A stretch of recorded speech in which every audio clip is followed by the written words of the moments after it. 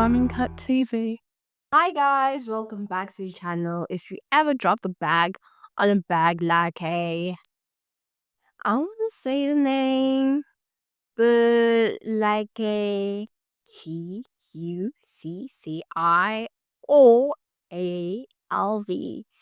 Uh, Tiny just pulled the curtains all the way back on the luxury game, and baby, it's messy. But the wildest part is black folks being new. So today we're breaking it all down from the fake flexes to the trade wars and why folks are saying they've been scammed for years. If this video makes you rethink your closet, go ahead and hit that like button. And if you ever been called out for a DHK haul, this this one's for you. So here's what went down. Chinese content creators started flooding TikTok and YouTube with behind the scenes videos showing exactly where a lot of our favorite products come from. And no boo, it ain't from Milan or it ain't from Paris, it's made in China. They expose factories making handbags, watches, slides, belts, the whole nine, and then showed identical items with no brand slap on them for a fraction of the cost. We're talking about $2,000 bags, same stitches, same zipper, same material, selling for like $30 to $70. Imagine. And the gang, these ain't fakes. These are the same manufacturers that luxury brands use. Can you just say you want in Texas? Now the whole world can buy stuff without the markup price. And black folks, baby, we were just laughing. We've been screaming for years. It's all a hustle. While folks been looking down on girls doing those $50 DH hauls, people were like, I told y'all, my bag wasn't fake. It was just efficient. You had folks online going through their closet like it was a crime scene investigation, looking at $1,700 shoes that cost about 9.99 cents to make in a warehouse. One brother even got emotional. He spent thousands on Gucci slides over the year. And after finding the same pair online for like $97, that hurt different when you realize you could have started a business and paid off a loan instead of flexing on Instagram. Let's be real. Luxury hasn't always been about quality. It's about status. It's about looking like you made it even though bank account's crying. You got folks walking around in $3,000 outfits who don't even have $300 in savings. It's all performative. It's pressure, especially for black communities where the flex is sometimes tied to survival.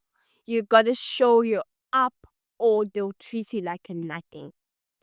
Meanwhile, these same brands be ignoring black customers, using black culture when it's trendy, then ghosting us when it's time to speak up. But now they're exposed and it's poetic justice, baby. Wanna know what sparked this whole thing? Trump slapped tariffs on Chinese goods, thinking it'll protect American brand and bring jobs back. But he didn't realize how deep American luxury relies on China. So what did China do? China said, okay, you mess with our money, we mess with yours. We've been made it. We just ain't told y'all before. Mind drop.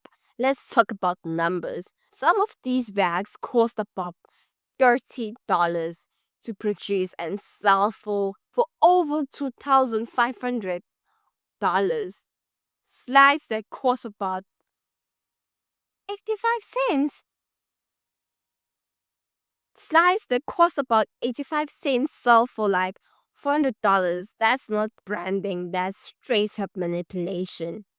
Now you're paying for logo, not craftsmanship, not quality, a logo. Something you could get ironed on. And listen, there's nothing wrong with wanting to look good. But don't clown somebody for spending $70 when you're spending about $3,000 for the same exact thing. This was never about quality, it was about gatekeeping, about making folks feel like they weren't enough unless they had the real thing. But the truth, the real thing was never real to begin with. So now what? Do we stop buying designers altogether? Do we start supporting black owned brands instead? Do we finally let people rock what they like without judgment? Because here's the thing, this this moment is deeper than fashion. It's a mirror to the way we assign our values to stuff. That's just marketing. That's just marketing. A mirror to how easily we get played when we're just trying to feel good, feel seen, feel successful. And if China hadn't earned it all out, some of us would still be stuck in the flax shop. Whew. I know this one was high, but if you made it this far, I appreciate you. Now, I want to hear from you. Have you ever bought something expensive and later regretted? Have you ever switched to affordable brands, or are you still rocking that designer with pride? Drop your stories in the comments. Let's laugh, let's learn, and maybe cry together.